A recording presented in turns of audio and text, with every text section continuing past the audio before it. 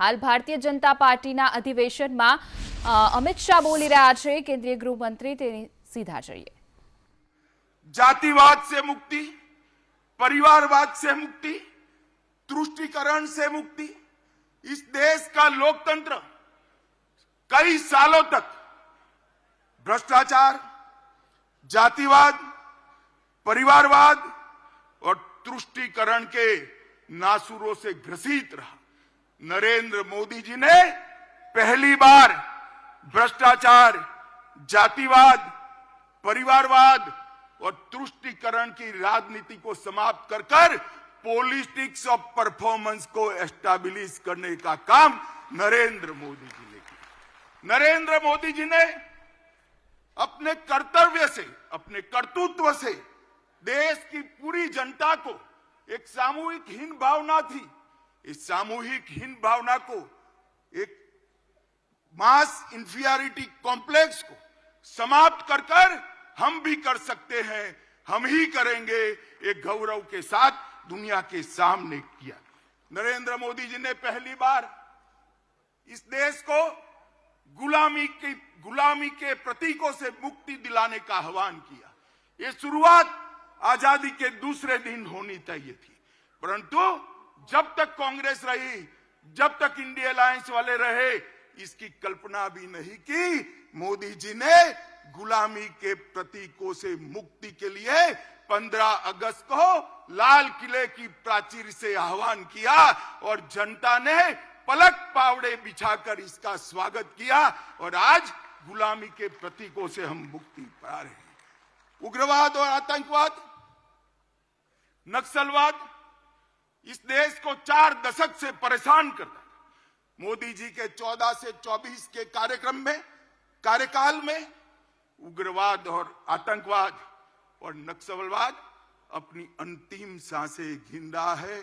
मैं देश की जनता को कहना चाहता हूं, मोदी 3 में ये देश पूर्णतया आतंकवाद, उग्रवाद और नक्सलवाद से मुक्त होकर शांत और समृद्ध भारत बनने की दिशा में आगे बढ़े। भाई और बहनों, मोदी जी के शासन ने कई विरोधाभास खत्म कर दी। एक समग्रता से सोचने वाला नेतृत्व, एक नीति के आधार पर चलने वाला नेतृत्व, एक युग दृष्टा नेतृत्व किस तरह से काम करता है, इसकी मिसाल कायम की है। पूरे आजादी से कालखंड सरकारों की मीमांसा इसी तरह से होती है। ये सरकार किसानों की सरकार है या उद्योगपतियों की सरकार? ये सरकार किसान कल्याण करेगी या इकोनॉमी को आगे बढ़ाएगी? मोदी जी ने बता दिया, किसान कल्याण भी हो सकता है और अर्थतंत्र भी पटरी पर आ सकता है। दोनों के बीच में कोई भी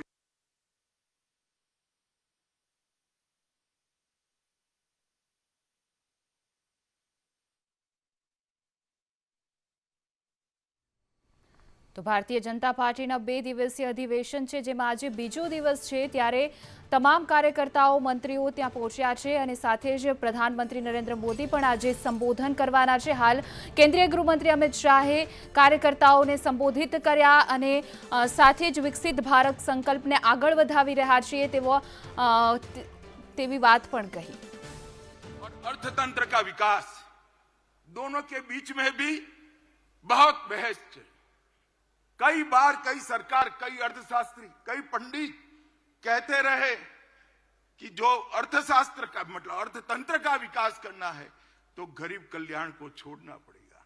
मैं आज सबके सामने कहना चाहता हूं, हर किसान को हर साल 6,000 रुपया देना, हर गरीब को सभी प्राथमिक सुविधाएं एक साथ दे देना और अर्थतंत्र को 11वें नंबर से 5वें नंबर पर ला देना, वो मोदी जी ही कर सकते हैं और कोई नहीं कर सकता। भाई और बहनों, आज एक संदेश लेकर जाइए यहां से।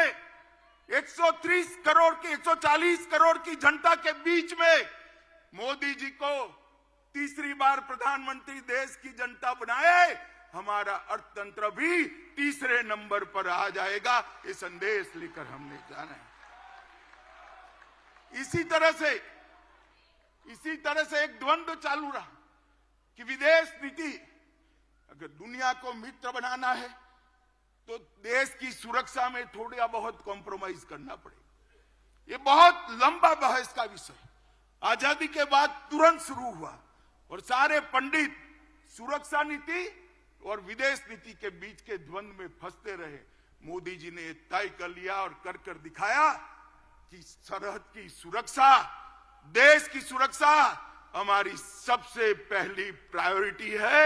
और आज ये करने के बाद, देश को सुरक्षित करने के बाद, मोदी जी ने भारत को विश्व मित्र के रूप में प्रस्तावित किया। वसुधैव कुटुंबकम का हमारा सूत्र को उन्होंने नीचे लिखा।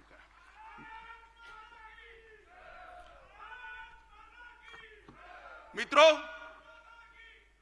इंडी अलायंस और कांग्रेस पार्टी इसकी देन थी कि इस देश के लोकतंत्र की स्पिरिट को खत्म कर दिया, देश के लोकतंत्र को भ्रष्टाचार, परिवारवाद, तुष्टीकरण और जातिवाद से कलर्ड कर दिया।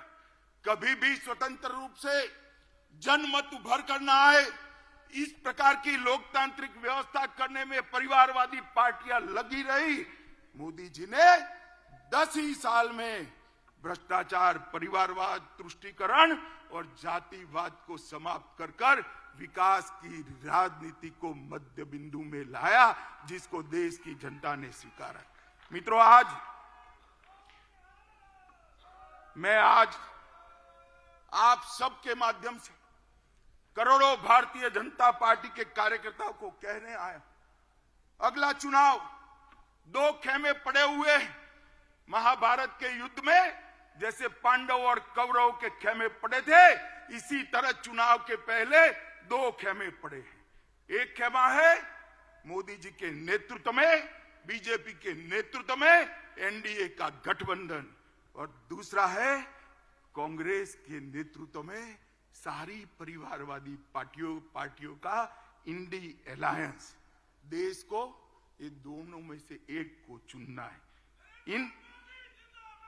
इंडी गठबंधन एक घमंडिया गठबंधन, भ्रष्टाचार, परिवारवाद और तुष्टीकरण की राजनीति का पोषक, और भाजपा और एनडीए का गठबंधन राष्ट्र प्रथम के सिद्धांत पर चलने वाला गठबंधन है। देश की जनता को तय करना है ये परिवारवाद।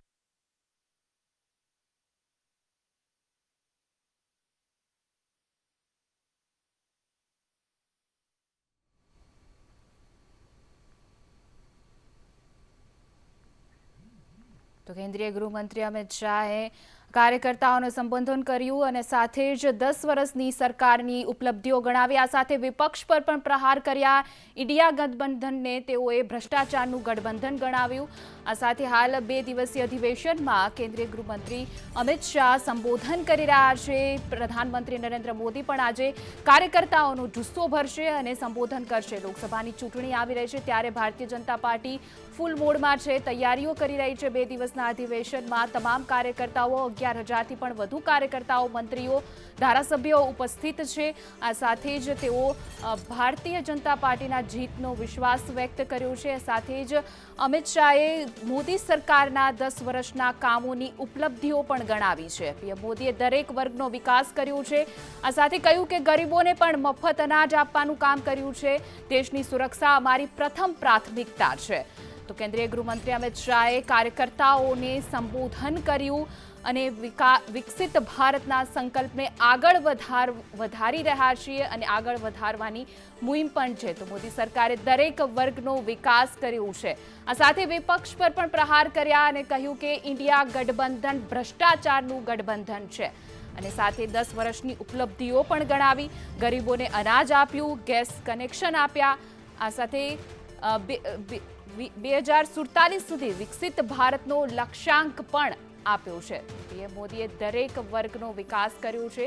આ 2 દિવસીય અધિવેશનનો આજે બીજો દિવસ છે ત્યારે કેન્દ્રીય મંત્રી અમિત શાહે કાર્યકર્તાઓને સંબોધિત કર્યા। આ સાથે જ પ્રધાનમંત્રી નરેન્દ્ર મોદી પણ કાર્યકર્તાઓને આજે છેલ્લા દિવસે સંબોધિત કરશે અને સાથે તેઓના કાર્યકર્તાઓમાં જુસ્સો અને જીતનો મંત્ર પણ આપશે। 2 2 દિવસીય અધિવેશનમાં આજે બીજા દિવસે અમિત શાહ કાર્યકર્તાઓને જુસ્સો ભરી રહ્યા છે, સાથે જીતનો મંત્ર આપી રહ્યા છે અને સાથે જ 10 વર્ષની જે સરકાર મોદી સરકારની ઉપલબ્ધિઓ છે તેવું ગણાવ્યા. તો સાથે કહ્યું કે 10 વર્ષમાં દેશ સુરક્ષિત અને સમૃદ્ધ બન્યો છે. આ સાથે વિકસિત ભારતના સંકલ્પને પ્રધાનમંત્રી નરેન્દ્ર મોદીના આગળ વધાવ્યો છે. સમગ્ર છેલ્લા 10 વર્ષની ઉપલબ્ધિઓ ગણાવી. આ સાથે જ પ્રધાનમંત્રી નરેન્દ્ર મોદી પણ કાર્યકર્તાઓને સંબોધિત કરશે અને જીતનો મંત્ર પણ આપશે. ત્યારે અમિત શાહ હાલ કાર્યકર્તાઓને સંબોધી રહ્યા છે. 2024માં ફરી નરેન્દ્ર મોદી પીએમ બનશે તે પણ તેમણે વાત કરી છે. જીતનો વિશ્વાસ વ્યક્ત કર્યો છે. ભ્રષ્ટાચાર પરિવારને ખતમ કર્યો છે. વિપક્ષ પર પણ પ્રહાર કર્યા છે. ઇન્ડિયા ગઠબંધનને લઈને પણ પ્રહાર કર્યા છે. તેમના પર ભ્રષ્ટાચારની ગઠબંધન ગણાવ્યું છે. આ સાથે 10 વર્ષમાં દેશ સુરક્ષિત અને સમૃદ્ધ બન્યો છે. સાથે 2047માં ભારત સંપૂર્ણ વિકસિત ભારત હશે તેવી પણ વાત કરી છે. તો દેશની સુરક્ષા અમારી પ્રથમ પ્રાથમિકતા છે. કેન્દ્રીય મંત્રી અમિત શાહે કાર્યકર્તાઓને સંબોધિત કરતા કહ્યું કે દેશની સુરક્ષા અમારી સુરક્ષા અમારી પ્રાથમિકતા છે. તો 10 વર્ષમાં દેશ સુરક્ષિત અને સમૃદ્ધ બન્યો છે. આ 2 દિવસના અધિવેશનમાં 11,000થી પણ વધુ કાર્યકર્તાઓ, મંત્રીઓ, ધારાસભ્યો હાલ ઉપસ્થિત છે. 2 દિવસીય અધિવેશન ભારતીય જનતા પાર્ટી દ્વારા આયોજન કરવામાં આવ્યું હતું, જેમાં આજે બીજો દિવસ છે. પ્રધાનમંત્રી નરેન્દ્ર મોદી પણ સંબોધિત કરશે અને કાર્યકર્તાઓને જીતનો મંત્ર આપશે. હાલ પ્રધાનમંત્રી નરેન્દ્ર મોદી પણ ઉપસ્થિત છે. કેન્દ્રીય ગૃહમંત્રી અમિત શાહે સંબોધિત કર્યા કાર્યકર્તાઓને. મોદી સરકારે દરેક વર્ગનો વિકાસ કર્યો છે. અમિત શાહે કહ્યું તો સાથે જ કહ્યું કે સમગ્ર વિકાસ છેલ્લા 10 વર્ષમાં જ થયો છે. તો પીએમ મોદીએ દરેક વર્ગનો વિકાસ કર્યો છે. ગરીબોને મફત અનાજ આપવામાં આવી રહ્યું છે. મોદી સરકારના 10 વર્ષમાં દેશ સુરક્ષિત છે. ઉગ્રવાદ, આતંકવાદ અંતિમ શ્વાસ પર. તો ભ્રષ્ટાચાર પરિવારને ખતમ કર્યો છે. વિપક્ષ પર પ્રહાર કરતા પણ કહ્યું કે ભ્રષ્ટાચારને અમે ખતમ કર્યું છે. 2024માં ફરી નરેન્દ્ર મોદી પીએમ બનશે. તૃષ્ટિકરણની રાજનીતિ પીએમ મોદીએ ખતમ કરી છે. આપણું અર્થતંત્ર 3જા નંબરે આવશે. भ्रष्टाचार के दूषण को समाप्त करने वाले नरेंद्र मोदी जी को मैंडेट देना है या भ्रष्टाचार ही जिनका धर्म है, ऐसे इंडी अलायंस को मत देना है. ये देश की जनता ने कही. मित्रों, परिवारवाद, अभी ढेर सारे पत्रकार, कुछ मीडिया चैनल, इंडी अलायंस बड़ा चैलेंज, बड़ा चैलेंज, बड़ा चैलेंज, बड़ा चैलेंज. अगर मुझे कोई कहे कि इंडी अलायंस क्या है, तो मैं इसकी एक ही व्याख्या करता हूं. 7 परिवारवादी पार्टियों का गठबंधन इंडी अलायंस है. इससे ज्यादा कुछ नहीं है. जो अपनी पार्टी के अंदर डेमोक्रेसी नहीं स्थापित कर सकते, वो देश की डेमोक्रेसी की रक्षा नहीं कर सकते. ये देश की जनता को है. आपकी पार्टी लोकतांत्रिक पार्टी नहीं है. आपकी पार्टियां लोकतांत्रिक पार्टियां नहीं है. आप देश के लोकतंत्र का रक्षा नहीं कर सकते.